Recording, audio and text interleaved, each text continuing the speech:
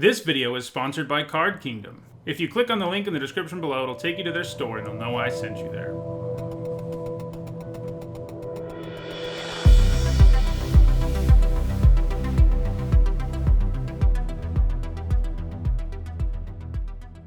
Hello everyone, I'm Nitsa Hone, and today I'm bringing you another episode of the History of the Banned and Restricted list, a series where I talk about cards that have been banned or restricted and what happened for them to end up that way. All the way back in part 1, I looked at 1994, the year the Banned and Restricted list was created, and today we're on part 26, which will look at part of 2019, which is, in other words, last year.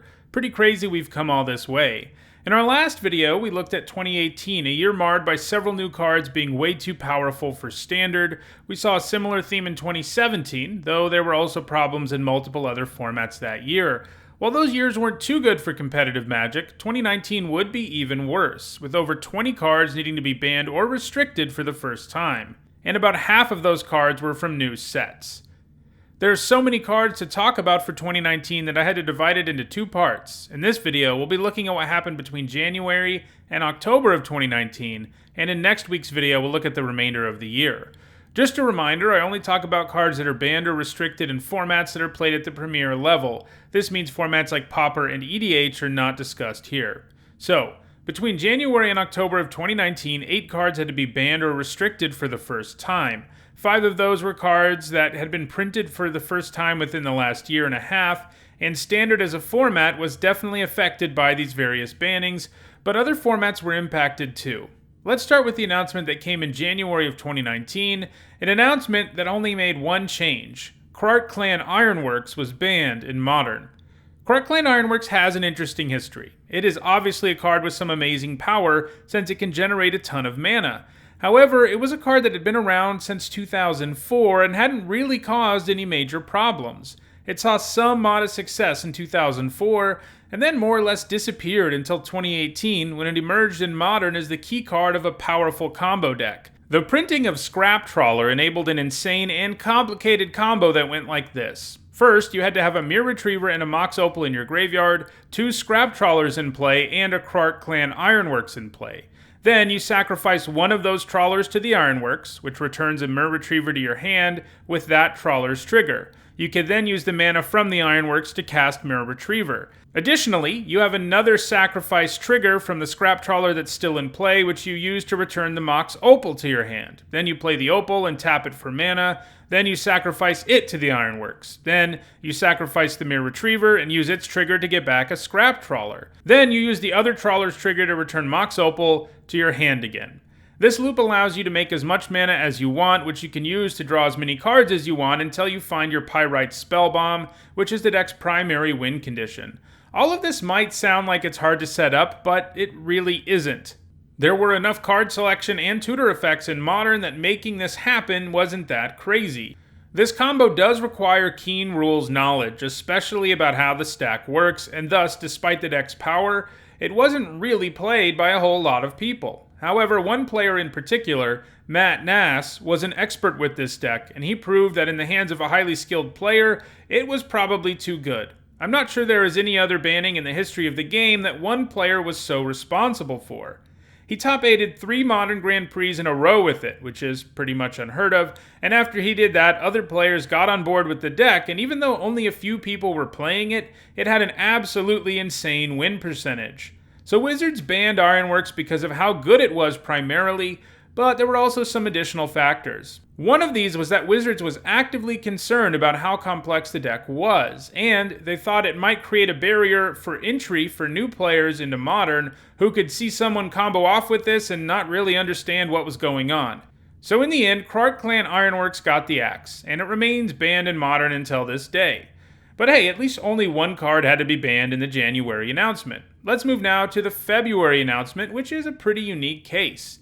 Only one card was banned in that announcement too, and that card was banned in Magic Arena Standard only. I'm of course talking about Nexus of Fate. So this is the first time in this series we've really talked about Magic Arena, Magic's newest online client, which was fully released in September of 2018. While the client has many advantages over Paper Magic, there are 2 key problems that led to the banning of Nexus of Fate in Standard on Arena only. One of these is that there aren't shortcuts for infinite loops. Nexus of Fate can allow you to take infinite turns, and you just have to keep doing the loop every single time, which is no fun for either player. The other problem is that there is no judge on Magic Arena who can determine whether a player is stalling or actually doing a loop that is meaningful and will win the game. This means that players can just troll other players by doing this loop infinitely until the other player quits. None of that was good for the game. So in the end, Nexus of Fate was not banned for power reasons. It was a card seeing play to be sure, but it was not a huge percentage of the metagame in February of 2019, and that's why it wasn't also banned in Paper Standard. However, in December of 2019, Nexus of Fate was also banned in Pioneer. This time, though, it was banned regardless of whether you played Magic on Arena, Magic Online, or the tabletop, and that time it was banned for power level reasons. So, like January, February also saw only a single card get banned. That's not too bad, and actually, to get to the next card that was banned for the first time, we have to fast forward all the way to July, another month with only a single ban. In this case, it was Bridge from Below. Bridge from Below, like Krark Clan Ironworks, was a card that had been around for a while. This powerful enchantment wants to be in your graveyard, and once it's there, it will make you a 2/2 zombie for every single one of your creatures that goes from your battlefield to the graveyard. The bridge can be exiled if one of your opponent's creatures dies, and that line of text was enough for a long time to keep the bridge somewhat balanced, despite essentially being a value engine you never paid any mana for. The card was always powerful in graveyard decks, don't get me wrong, but it wasn't a card that needed to be banned. That all changed, though, in 2019. In June of that year, Wizards released Modern Horizons, a set that did something that no other set had ever done. It printed cards and reprinted cards that would skip Standard, but would be legal in Modern and all other formats. This means Wizards got to design some more powerful cards that they thought might impact Modern. One of those cards was Hogaak, Arisen Necropolis. Hogaak, combined with a modern legal reprint of Altar of Dementia, would be what would make Bridge from Below too powerful. Decks running these cards could quickly load the graveyard and get a bridge or two in there, and then use various sacrifice outlets on their creatures to make a bunch of zombies. The most powerful way to do this was with Altar of Dementia, because you could continue to load your graveyard, add more bridges to it, and get more zombies. You could then delve the creatures you sacrificed out of your graveyard and use the zombies in play to convoke. This often resulted in turn 2 Hogaaks. You could actually just mill your whole library and get an army of zombies, since if the altar was in play, you could keep sacrificing Hogaak to it, milling cards, making zombies, delving him into play, and so forth. This is a pretty unbeatable situation for really early in the game. Hogaak decks became utterly dominant in Modern in a hurry, and Wizards had to find some way to nerf the deck only about a month after the Arisen Necropolis was printed. They settled on banning Bridge from Below in the hope that banning it would make it a lot harder to get Hogaak into play quickly. Alright, we've made it through July of 2019 and only 3 cards had to be banned so far. That's not so bad. It just goes to show you, though, how much the wheels came off in the second half of 2019, since, as I said, over 20 cards got the axe for the first time in 2019. Let's move now to August, the first month of 2019 to involve multiple cards. With the August 2019 announcement, 2 cards were banned in Modern, our friend Hogaak, the Arisen Necropolis, as well as Faithless Looting. 2 cards were also restricted in Vintage, Karn the Great Creator and Mystic Forge. Since we were just talking about him, let's start by looking at Modern and in particular, Hogaak. So, as you can probably surmise, banning Bridge from Below did not do enough to stifle Hogaak. While Hogaak decks could no longer make a bunch of zombies using the bridge, they could still power out very early 8/8 Tramplers, and that was powerful enough. You can understand why Wizards wanted to avoid banning Hogaak initially. He was from a set designed explicitly for Modern, and he was a new card. Banning him only a few months after he was printed would be kind of embarrassing. But after a month of Hogaak decks continuing to dominate, even in the absence of Bridge from Below, it became clear that Hogaak was the root of the problem, and he was just too powerful. Combining 2 cost reduction effects in a single creature who could be cast from the graveyard was just too good. It is unlikely that Hogaak will ever get unbanned in Modern. The other card banned for Modern in August of 2019 was Faithless Looting. Another card that had been around for a while, it had slowly gained more and more of a share of the metagame over the years, and by 2019, a huge percentage of Modern decks were playing Faithless Looting. This is because it enabled powerful graveyard decks, like Hogaak, not to mention other decks like Hollow One, Reanimator, Dredge, Blue-Red Phoenix, and Storm. In those types of decks, Faithless Looting is effectively better than drawing 2 cards for a single mana, since the cards you discard also give you some advantage. There was basically a whole category of Faithless Looting decks in Modern, and they had just become the best decks in the format. Wizards made a wide decision here, weakening all of these decks at once by banning Faithless Looting. The last 2 cards to talk about for August of 2019 were both restricted in Vintage, Karn the Great Creator and Mystic Forge. Both of these cards were pretty new, and they had drastically powered up artifact decks in Vintage, so they had to be restricted to only a single copy. Let's start with Karn the Great Creator. There are a couple of different problems here. First, there's his static ability. We've talked before in this series about how Vintage is supposed to be the format where you can play super powerful mana rocks like the Power 9, and we've seen cards get axed before because they so effectively stifled those cards, and that is at least part of the reason this version of Karn got restricted. Decks could power him out on turn 1, at which point he completely shut down just about every deck in the format, since it deprived them of all of their fast mana. So Karn was essentially a prison card in this sense.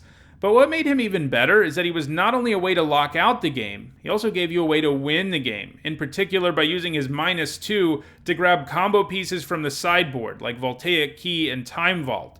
All of this made Shop's decks in particular too powerful. Their basic game plan is generally to set up a prison situation and then win with artifacts in one way or another, and Karn the Great Creator could do both. So he had to be restricted to 1 copy per deck.